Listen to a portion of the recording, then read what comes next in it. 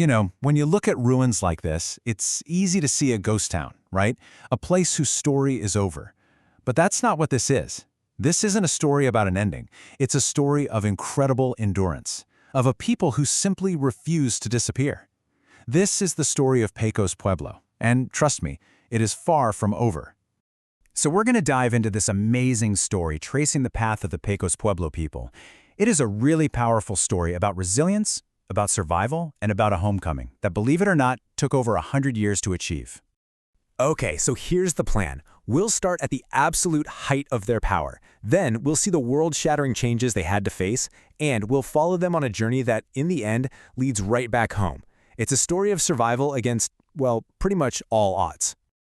All right, let's jump right in and go back to when Pecos Pueblo was at the peak of its influence. See, long before any Europeans showed up, this place was one of the most powerful communities in the entire region. Around the year 1450, at its peak, this wasn't some small village. No way. We're talking about a bustling metropolis. Imagine a thriving city of about 2,000 people, which was a huge deal for its time, just flourishing in the high desert of what we now call New Mexico. And the sheer scale of this place, it's just staggering. The main pueblo itself was basically a fortress. It stood 4 or 5 stories high and had over 1,000 rooms, all built around this big central plaza.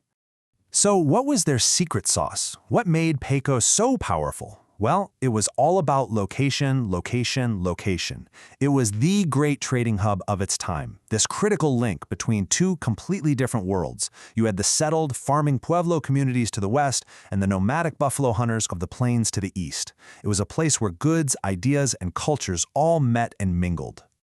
But then, in the 16th century, everything changed. The arrival of Spanish explorers, colonists, and missionaries, well, it marked a massive turning point, and it would alter the world of the Pecos people forever. Okay, so this timeline really lays out what was a super turbulent relationship. After first contact in 1541, the Spanish eventually set up a huge mission, but the tension over things like forced labor and religion just boiled over. And in 1680, Pecos joined this big unified revolt that actually worked. They drove the Spanish out. But 12 years later, the Spanish came back and reconquered the territory. And don't get me wrong, Pecos was absolutely a force to be reckoned with. They weren't just some passive bystanders in all this.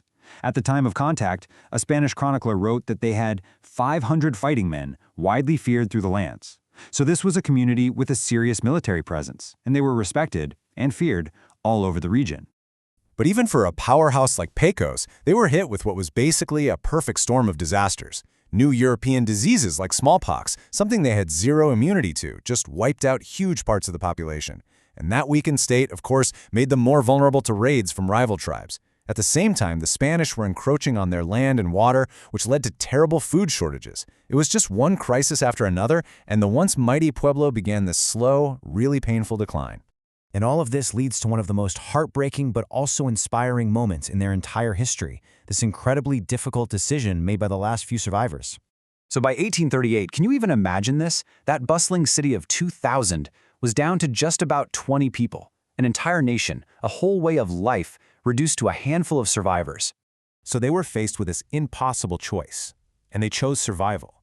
They packed up what they could and walked over 100 miles to find refuge with their ancient relatives at Pecos Pueblo. It was a tragic end to their life at their ancestral home for sure, but it was not the end of the Pecos people. And it's so important to understand this. This migration wasn't them disappearing, not by a long shot. It was an act of transformation, of profound cultural survival. After talking it over, the leaders at Pecos Pueblo welcomed the Pecos survivors. They weren't just absorbed and forgotten. No, they were accepted as family, joining the community and kicking off a brand new chapter. And this is the really incredible part. Even within Pecos Pueblo, the Pecos identity lived on, and it lived on strong. They kept their own separate ceremonies, their own unique family names, their oral traditions. Their culture wasn't erased, it was carefully protected.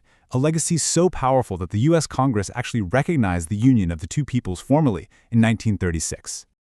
Okay, so the people are safe, their culture is alive, but the story isn't over. Because a new fight was just beginning. A fight to bring their ancestors, who had been taken from their very graves, back home where they belonged. You have to put yourself back in the early 1900s. An archaeologist named Alfred Kidder was excavating Pecos Pueblo. Now, his goal was purely scientific. He removed almost 2,000 ancestral remains and sent them to Harvard's Peabody Museum. He truly believed they would offer a cross-section of the development of Pueblo arts. Getting their ancestors back, wow, it was a long, long road. Decades later, this landmark federal law passed. It's called NAGPRA, and it gave tribes the right to reclaim their ancestors. So in 1999, to mark this historic moment, over 200 tribal members literally retraced that original 120-mile journey, walking their ancestors home for a final reburial. I mean, this was a huge deal. As you can see from this quote, it was the largest act of repatriation in U.S. history. A really powerful moment of healing and justice, not just for the Pecos people, but for all Native American nations fighting to bring their ancestors home. And really, this quote from the Pecos governor at the time just says it all, doesn't it? After spending more than 80 years in a museum, the ancestors were finally at peace back in their homeland. A circle had been closed. And that brings us right up to today, because the spirit of Pecos isn't just some historical fact in a book or a ruin in a park. It is a vibrant, living, breathing culture. Their descendants who live at Jemez Pueblo keep this powerful direct link to their ancestral home alive. A Pecos governor is still elected every year. Traditional societies go back to perform ceremonies at the old shrines. And every single August, they return for the Pecos Feast Day, a celebration of homecoming and remembrance. The story, it just continues.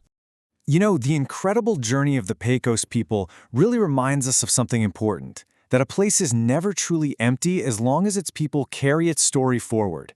And it leaves all of us with a question, doesn't it? How do we honor the stories of the places we stand on?